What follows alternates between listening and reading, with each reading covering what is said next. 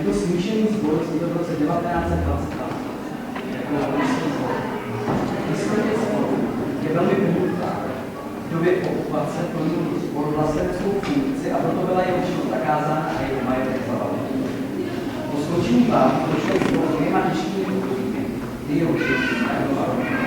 Čtvrté a zároveň poslední období zasahuje až do dnešní doby. Čel souboru jsou Věra Chápová a Věra Tajová. Oba dirigenti fyzikou 30 vycházela z té paměti. Každoročně připravuje sbor, při koncerty, svátky, čtyři tématiky a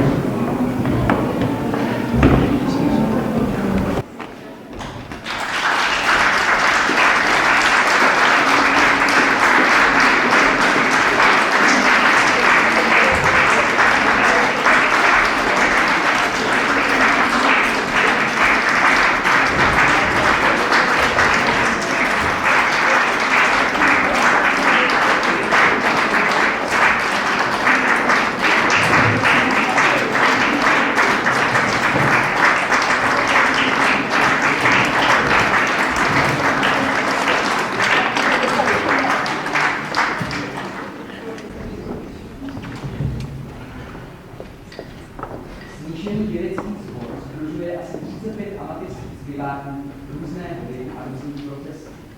Sbor má v repertoáru lidové, umělé písně a také duchovní. V průběhu posledních let pořádá zhruba 20 hodinných způsobů ročně doma i v zahraničí. Velmi oblíbené jsou jeho vánoční koncerty.